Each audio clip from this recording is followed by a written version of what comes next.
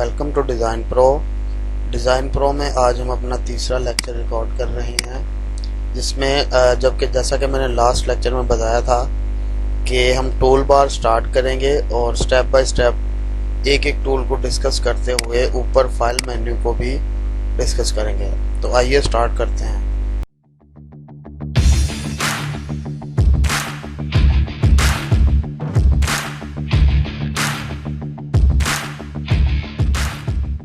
जी, तो अपना फोटोशॉप को हम ओपन कर लेते हैं। अभी हम CC 2018 पे काम कर रहे हैं। अभी मुझे कुछ लोगों की डिमांड आई है कि सर आप हमें 2020 यानी 2020 जो फोटोशॉप है उसका आप हमें उस पर काम करवाएं। तो उसको मैंने डाउनलोड पे लगाया हुआ है। इसका लिंक भी मैं आप लोगों को डिस्क्रिप्शन में दे दूंगा ताकि आप लोग भी है आप इसको डाउनलोड कर सकें। लेकिन सिर्फ वो लोग करिएगा जिनके पीसी या लैपटॉप जो हैं वो i5 से ज़्यादा के हैं और उनमें मिनिमम जो रैम है वो 4GB हो, क्योंकि उससे कम पे जो है वो ये सपोर्ट नहीं करेगा 2020 जो वर्जन है फोटोशॉप का। तो आइए स्टार्ट करते हैं। सबसे पहले हम एक न्यू पेज बना लेते हैं। जैसा कि मैंने पहले लेक्चर में ये रिकमेंड किया है कि हमने कैसे न्यू पेज बनाना है।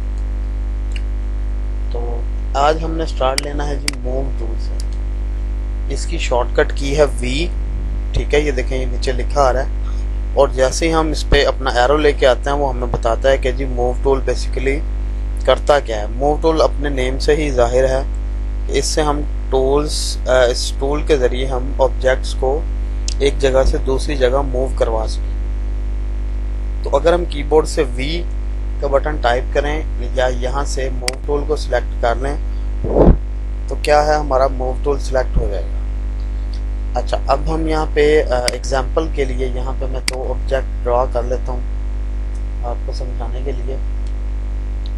और इसमें कुछ कलर डाल देते हैं लाइक दिस वन। हो गया। अभी यहाँ पे मेरे पास 2 ऑब्जेक्ट आ चुके हैं और ये देखें मूव टूल सिंपली क्या करेगा कि मूव करवाएगा ऑब्जेक्ट्स को आपके पेज के ऊपर। आप लोग इस पे कहीं पे भी मूव कर सकते हैं। सिंपली क्लिक करके ड्रैग एंड ड्रॉप करना है आपने कहीं पे भी जहाँ पे इसको सेट करना है। और साथ में ये देखें वो उसकी ओरिएंटेशन भी बता रहा है कि आप उसको जो है वो स्केल वाइज उसको सीधा रख रहे हैं, पेज के ऑब्जेक्ट के सेंटर में रख रहे हैं, ठीक है। ये ऑटो इसकी ऑन होती है फोटोशॉप की जब भी हम इसको इंस्टॉल करते हैं। तो मूव टूल सिंपली क्या करेगा कि ऑब्जेक्ट को मूव करवाएगा। ये देखें अभी एक ऑब्जेक्ट सेलेक्ट है। अगर मैं इसको ड्रैग करके इन दोनों ऑब्जेक्ट्स के ऊपर से लेके आता हूँ तो अभी क्या होगा, दोनों ऑब्जेक्ट्स मेरे पास सिलेक्ट हो जाएंगे, ठीक है। अगर एक पे क्लिक करके मैं मूव कर रहा हूँ तो एक ऑब्जेक्ट होगा। अगर मैंने ड्रैग करके दोनों को सिलेक्ट कर लिया है तो दोनों ऑब्जेक्ट मूव होंगे। सेकंड जो है हम इसकी थोड़ी प्रॉपर्टीज़ को डिस्कस कर लेते हैं। ये लें जी, प्रॉपर्टीज़ के अंदर सबसे पहले ऑटो सिलेक्ट का जो चेक लगा हुआ है ये आपने लगा रहने देना है। इसका फ़ायदा क्या होता है कि अगर हम इस चेक को अनचेक कर देते हैं लाइक दिस वन, अब हम क्या करेंगे, मैं मूव करना चाह रहा हूँ इस वाले ऑब्जेक्ट। तो ये देखिए हमें कह रहा है कि आपने जो है इसको मिनिमाइज कर लें, could not use the move tool because no layers are selected. Photoshop जो है वो लेयर्स में काम करता है। हर ऑब्जेक्ट की वो अलहदा से लेयर बना देता है। ये लेयर पैनल है क्या बेसिकली, इस पे इंशाल्लाह हम एक अलहदा से लेक्चर रखेंगे। तो आपने यहाँ से ऑटो सिलेक्ट का जो है ऑप्शन इसको चेक रहने दें, ठीक है। क्योंकि सेकेंडली वो लेयर के अंदर काम करे तो बिल्कुल आपने लेयर पे ही इसको सिलेक्ट रहने देना है। उसके बाद आता है जी शो ट्रांसफॉर्म कंट्रोल्स। तो ट्रांसफॉर्म कंट्रोल्स क्या हैं, हम इसको चेक लगा के देखते हैं अभी। तो जिस ऑब्जेक्ट पे हम क्लिक करेंगे उसकी ये ट्रांसफॉर्म कंट्रोल्स ऑन हो जाए, यानी हम इसके ज़रिए ऑब्जेक्ट को छोटा या बड़ा कर सकते हैं। ये देखें इसको इवन हम एरो साइड पे लेके आते हैं तो ये ऑटो रोटेशन का एरो ऑन कर देता है। ये देखें हम इसको रोटेट कर सकते हैं यहाँ से। किसी भी ऑब्जेक्ट की हम सिलेक्शन को यहाँ से कम या ज़्यादा कर सकते हैं। तो ये कहाँ से ऑन हुआ जी? ये ऑन होता है जी मूव टूल के अंदर। अभी इसको अप्लाई भी करना होता है। यहाँ पे शो ट्रांसफॉर्म कंट्रोल, अगर इसको पर चेक नहीं है और आप इसको छोटा या बड़ा करना चाह रहे हैं इस ऑब्जेक्ट की प्रॉपर्टीज़ को, तो उसकी शॉर्ट की भी है कंट्रोल टी। ये भी बिल्कुल वैसे ही काम करेगी, ये ट्रांसफॉर्म कंट्रोल्स ऑन कर देगी अगर आपके यहाँ पर चेक नहीं लगे हुए।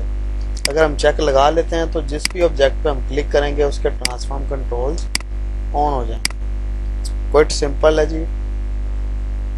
तो इसको ऑन रखना है तो ऑन रख लें, अगर आपकी मर्जी है इसको नहीं रखना हो तो ना करें। हम क्या करते हैं जी, इस ऑब्जेक्ट को डिलीट कर देते हैं। उसके बाद आता है जी अलाइनमेंट्स। ये सारे अलाइनमेंट्स के टैब हैं, लेकिन अभी ये हिडन है, ऑन नहीं है, ऑफ है। तो अलाइनमेंट कब होती है? जब पेज पे एक से ज़्यादा ऑब्जेक्ट हों, यानी एक ऑब्जेक्ट तो किसी के भी अलाइन नहीं हो सकता। जब एक या एक से ज़्यादा ऑब्जेक्ट होंगे तो ही अलाइनमेंट होती है।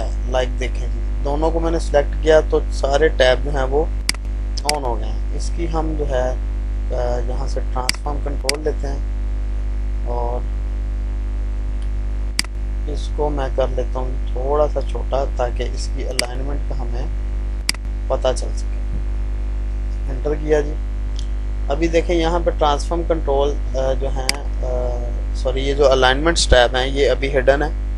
तो मैं क्या करता हूँ, इसको क्लिक करके यूजिंग शिफ्ट का बटन दबा के रख के भी आप इन दोनों को सिलेक्ट करते हैं। तो दूसरा तरीका क्या है कि हम ड्रैग करके माउस के ज़रिए दोनों को भी सिलेक्ट कर सकते हैं। अभी ये सारी अलाइनमेंट्स हैं, आप इस पे एरो लेके हैं तो ये देखें अलाइन टॉप एजेस, यानी मैं इस पर क्लिक करूँगा तो ऑब्जेक्ट जो है वो टॉप पे चला जाएगा उसके। कंट्रोल Z करते हैं जी, वापस आते हैं।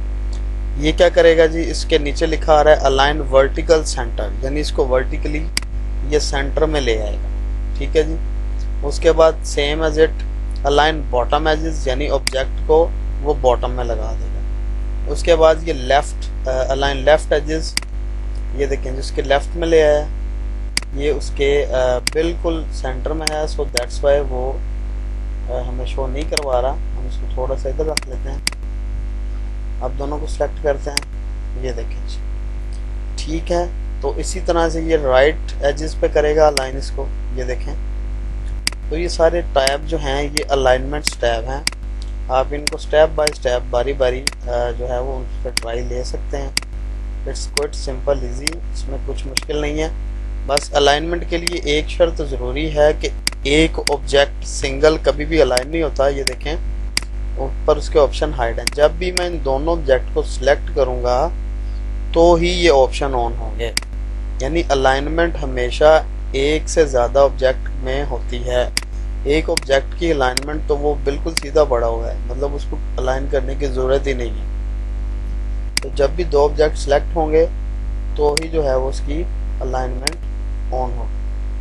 अच्छा, ये मूव टूल की सभी प्रॉपर्टीज़ हैं। जिस भी टूल को हम सिलेक्ट करते हैं उसकी फ़ोटोशॉप में ऊपर प्रॉपर्टीज़ आ जाती हैं। वो देखें ऊपर प्रॉपर्टीज़ ये सारी चेंज हो रही। तो ये सारे टूल्स इंशाल्लाह हम स्टेप बाय स्टेप डिस्कस करेंगे। आज हमारा लेक्चर था मूव टूल को सिलेक्ट करना और उसके ज़रिए हम ये उसकी बाकी भी हमने प्रॉपर्टीज़ देख ली हैं। आए छोटी सी एक एक्सरसाइज करते हैं हम। यहाँ से मैं मैग्नीफायर को ऑफ कर दूँगा।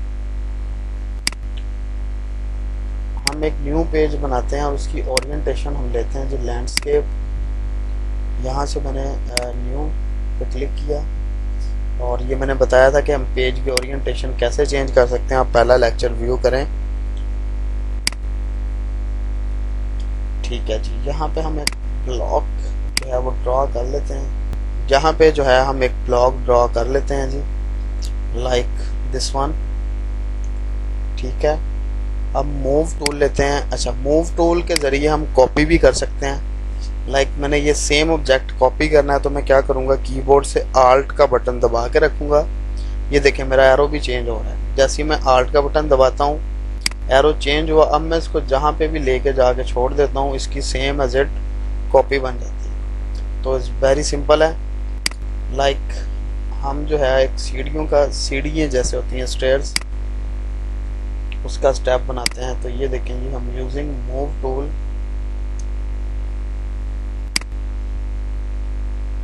आल्ट का बटन दबा के मैं ये कॉपीज ले रहा हूँ। आप भी कर सकते हैं, छोटी सी असाइनमेंट है, ठीक है। आप इसको ट्राई करें, ठीक है जी। जूम कर लेते हैं इसको। तो ये देखें, यूजिंग आल्ट जो है वो मैंने इसकी कॉपीज बनाई। अब मूव टूल के जरिए मैं हर एक को मूव भी कर सकता हूँ। ये देखें, जिगजैग, कुछ भी आप किसी भी ऑब्जेक्ट को कहीं पे भी सेट कर सकते हैं। तो बेसिकली आपको पर्पस ये था कि मूव टूल की वर्किंग के बारे में समझाना था कि मूव टूल कैसे काम करता है, और सेकेंडली उसमें मैंने आपको बताया कि हम कॉपी कैसे ले सकते हैं। यूजिंग आल्ट का बटन दबा के किसी भी ऑब्जेक्ट पे मूव करेंगे तो उसकी कॉपी बन जाएगी। तो 2020 के अंदर जो एडोबी फोटोशॉप 2020 है उसमें कुछ चेंजेस उन्होंने की है। इंशाल्लाह नेक्स्ट लेक्चर में मैं आपको 2020 पे ही गाइडलाइन दूंगा। तो अभी मूव टूल उसमें भी सेम ही है, उसमें भी कोई ज़्यादा चेंजेस नहीं आई हैं। वी इसकी शॉर्टकट की है, मैंने आपको बताया, जिसके ज़रिए से आप इजीली किसी भी ऑब्जेक्ट को मूव कर सकते हैं, ठीक है जी। तो मूव टूल को आपने बाकी उसकी अलाइनमेंट्स भी देख ली। ये देखिए, मैंने एक से ज़्यादा ऑब्जेक्ट को भी सिलेक्ट किया तो अलाइनमेंट्स ऑन हो गई हैं, ठीक है। कंट्रोल जी करें इसको और सभी को ट्राई करके देखें सारी अलाइनमेंट्स को, ठीक है जी। तो ये इसकी क्या है, सारी की सारी अलाइनमेंट्स हैं। तो इंशाल्लाह नेक्स्ट लेक्चर में और ऑप्शंस को डिस्कस करेंगे। अभी के लिए इतना ही। अल्लाह हाफ़िज़।